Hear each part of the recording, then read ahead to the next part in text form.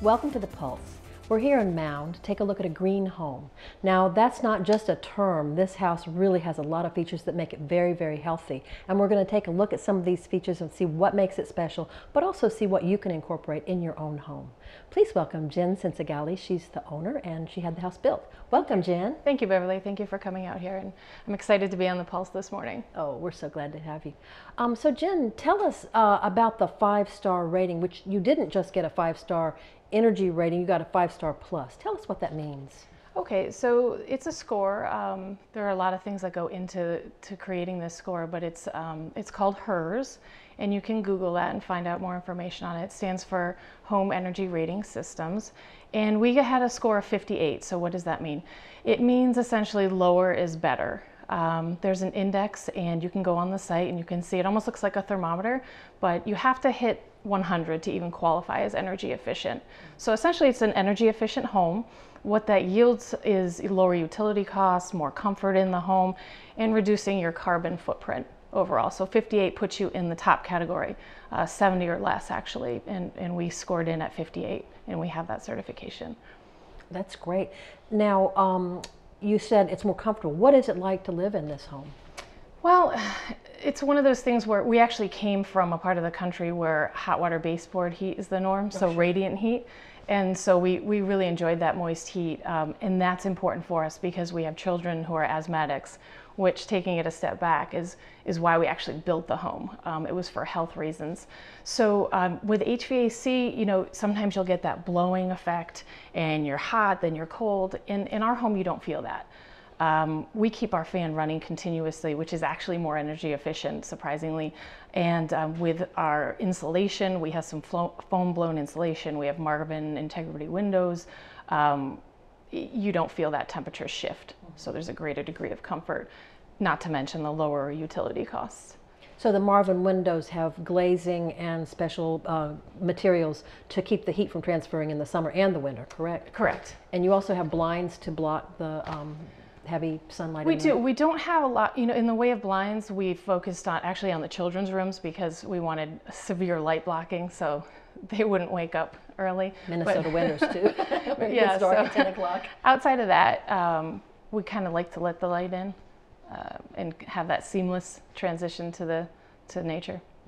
Well, speaking of light, you also have a wonderful feature in this house that I really love, and that's the solar tube, is it called? It's called solar tube. Yeah. It is fantastic. So if you're looking to increase the efficiency and green nature of your home, it's something you can do after the fact. Now, we built this home, we custom built it, but anybody can do this after the fact. And in fact, our solar tubes, one was done after the build, just after the roof was on and everything. It does not impact, you know, leakage or anything like that. And the second one I put in because I loved the first one so much, like 2 years after. So great way to let light in. I don't even turn the lights on in that portion of the house. They happen to be in adjacent rooms, so they kind of connect into each other when the light streams down. Moonlight comes in, so they're phenomenal. So they're basically a tube that just filters the light in, or allows the light in and amplifies the light, I guess. Exactly. And there's different diameters in the solar tubes. The larger one is great. It actually has a prism effect, but it is the sunlight coming down exactly as you put it, directly through a tube.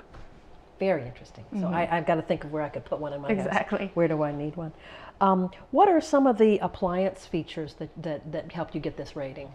Well, you know, when you look at ratings, I think people are more accustomed to the Energy Star appliances, and that's pretty common and easy to find and get your hands on. So I think that's something people can really relate to. We just went with, you know, when we selected, we were just conscious of making sure we had Energy Star rated appliances. We weren't going to do anything other than that. In addition to efficiency with all our water use, we have low flow, and it doesn't mean there's a lack of comfort there. People sometimes connect low flow water with, oh, my shower isn't enjoyable, and our water pressure is just fine. Is it really? You don't notice the difference? Don't notice it whatsoever. We have dual flush toilets, so you see it, like, you know, I find we came from New England. We find living here, people are very progressive, knowledgeable, understand the importance of being responsible, and so you see dual flush toilets even in, you know, places like Target Field. So I think they're becoming, you know, commonplace, and at home it's easy to have. save a little bit of water that way. And if you were going to replace a toilet for any reason, especially if it's leaking or whatever, if it's not functioning properly, you should replace it with a dual flush toilet at this point, I think, because the water is so, I mean, it's a huge issue now, water quality and water availability now, and it's only going to get to be more and more that way. So I agree. That's what I would do. And I don't think the cost impact is, you know, I think a lot of people get nervous that they're not going to see the cost savings over time, and something like that I don't think would be an issue. Really, I don't think anything we did in this home would be. And you were mentioning what can you do to make your home cleaner or more efficient, energy efficient. For us, the motivation to build this home was health driven. 2 children with asthma. That's actually why we built. There was a lot of inventory on the market in 2010, 2011, and we could have. So we struggled with that question, why utilize more resources and build a brand new house when there's something on the market? We were concerned about mold. You know, we had to put our children first, and things like that. So we built this home. So how to make your home more efficient, green, maybe healthy after the fact. There are a number of things you can do. If you're an asthmatic, number one thing, get rid of your carpet. I noticed there's no carpet in this house. It's just not something. And beautiful flooring, by the way. Thank you. Yeah, this is oak flooring throughout the home. There's ceramic tile and also a product called marmoleum, which is a natural linoleum made in this country. But we went with number 2 oak flooring, which just means it gives you a little more character, and it's a little less expensive. So if you were going to replace carpet with flooring, getting a different grade of flooring would be a good idea. It would be a good idea if you wanted to do hardwood. There's a lot of great products out there, too, a lot of good options. So yeah, so the carpeting, you would eliminate that. The other thing you can do actually post-build, you can have, people don't realize this, central vacuum put in fairly nominally, and you just want to make sure you have a powerful unit that can fit the size of your house, so it goes by the square footage. So we went sucking in dust and then dust and throwing it out the back, which a regular vacuum cleaner might do. It might. We have one that is for a 8,000 square foot house. A little excessive there, maybe not so energy efficient, but we wanted to make sure we were capturing everything and keeping this clean. So that's something you could do after the fact. The other thing that would be a huge thing if you had allergies or asthma would be HEPA filtration. Incorporate that into your HVAC, which a lot of the systems will accommodate. So Jen, what is HEPA filtration? So the HEPA filter that we put in there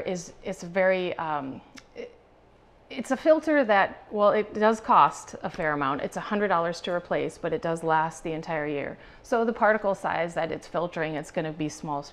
Like every air that passes through out of the vents into the home first runs through this filter. So it's attached to the filter, or the furnace, I should say, and we change it once a year, and it's well worth it, especially with children who, they're asthmatics and they're treated, daily. They take daily inhalers, so we're not going to scrimp when it comes to the air system in the house. So that's something you can do after. We also did humidification, which is something you can add typically to your furnace. Especially, I believe, if it's newer. I'm not an HVAC specialist, but we did that principally because in the wintertime when the humidity drops, it's very difficult to maintain the relative humidity that's optimal. That's 35 to 55%. With that inline humidification, we can achieve that. That's important for their breathing, number one, and then it also helps maintain the materials in the home, especially the hardwood floors. So, but it's good that these materials aren't outgassing. And one thing you could do in your own home, I dealt with a health situation in my own home at one point with asthma, and we just cleaned the ducts and got out a lot of dust and material that way.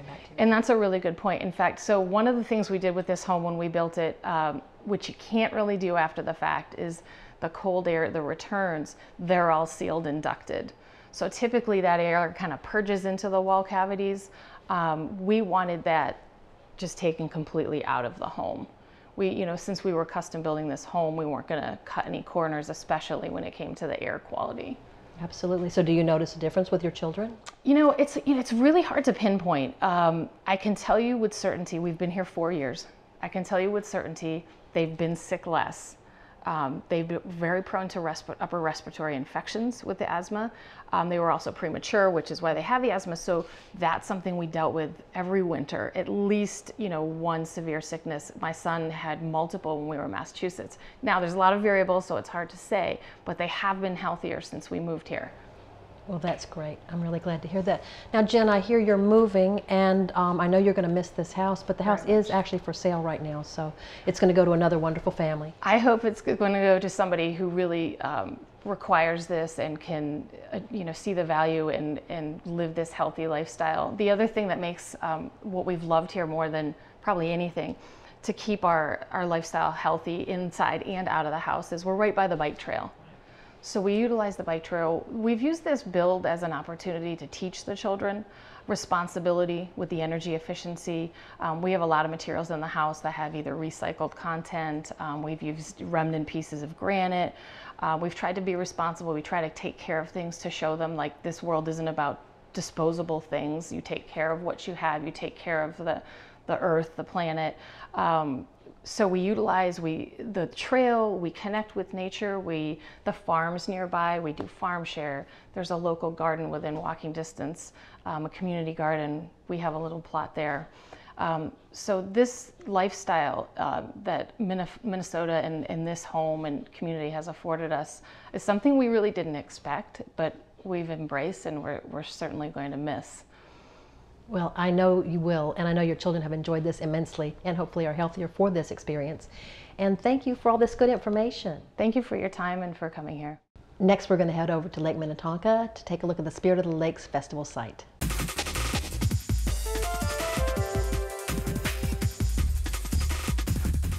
We're here at Cooks Bay with Jess Hill, and she was last year's medallion winner at Spirit of the Lakes Festival. Jess, what was it like winning? It was fabulous. It wasn't anything we anticipated. The hunt was the majority of the excitement for us. We started dabbling in it, my family and I, and then it just became this thing. We couldn't wait to wrap up our days to find each clue, to just go. We'd have dinner and then we'd go out and scavenge, or if we had a little daytime, we'd grab lunch and go look. And we soon were to find out that there were a lot of other people looking for it, but as awesome as that was, there were people like, oh yeah, you're looking for it. Okay, they were gathering more information from us, but denying that they were looking for it. So it was really like a big town hunt of Clue, if you've ever played that game. So we had an absolute blast with it, and then it really started deepening our connection with the community. We've come to the festivities year after year, whether by lake or by land, which is really cool, and it just led me to further get involved with Spirit of the Lakes. So how are you helping out this year with the festival? Full on, I was invited to join the sponsorship committee, so full member there, and I just can't wait. It really is my passion. Day to day, I'm going to businesses and working with them, asking how we can all further support each other. So why not further that with extending the opportunity to join in on the festivities for each business. Very cool. Well, I know there are things that people look forward to every year. Can you tell us about some of those? And I'm especially interested in the parade. Could I be in the parade, Jess? You definitely could be in the parade. There's lots of, watch out how much opportunity you're looking for, because everybody would probably take you on their float. It's really inviting. It's a warm hand. Everybody's welcoming to it. Some of the things people look forward to are Thursday night, families mark it on their calendar for the kids' activities. So we have a Boots and Badges event. It's really an opportunity to see how much our fire and safety and police are involved in teaching kids firsthand safety, as well as showing families a lot of the common things within their homes and things to watch for and safety tips to make part of their daily or family routines. So that's fantastic. And then that leads into our mayor's welcome, and the festivity really kicks off. So a kiddie parade takes place, and we have some great entertainment that night. Tim Mahoney's a returned entertainment piece that people just really enjoy. And Friday, I will say we have a huge hype around the wake surf. So it's very new to us. Wake surfing is a huge, fastest growing sport happening right now. So excited, that's just such an exciting piece coming this year. What else is going to be new this year? New this year, we have a brew fest. So wine tasting and beer tasting has been big in a lot of events, but this one makes it its own with our first awesome brew fest. We have a variety of craft beers that are hot topic and great tasting from what I understand. That's going to be a lot of fun. It all sounds like so much fun, and it's such a beautiful setting. It is. I'm really excited to announce so that people can mark their calendars. Spirit of the Lakes runs July 16th, 17th, and 18th right here at Mound's famous Surfside Beach. and park, and then right along Cooks Bay. So for people traveling by lake and that know the lake so well, it's Cooks Bay. And since my family's done both, I love to highlight that we have such a beautiful area to hold the festivities. And how's the food? The food is fabulous. We have returning vendors and some new vendors this year. So food and beverages will be offered in plenty, and something for everyone. So to meet everyone's palate. Excellent. Was there anything else we need to know about the festival? I don't want to miss with Wake Surf starting us off Friday with demo opportunities, so people can try it, check it out. Saturday is actually the competition that takes place. So I really want to highlight Saturday coming down to the beach. That's when you want to bring everybody and anybody to start off with wake surfing in the morning, leading right into our parade at 10 a.m. And then going through the day with a variety of family and family-friendly activities, highlighting our arts and crafts, our business showcase, really showing what local and surrounding businesses have offered and come together to build this incredible festival. Spirit of the Lakes offers as well the Mound, the Remax Money Mound. And I really want to say we have some really big key sponsors: Remax, Concept Landscaping, Minnesota Lakes Bank, as well as Harbor Wine and Spirits. So they can all be found, as well as our many other sponsors.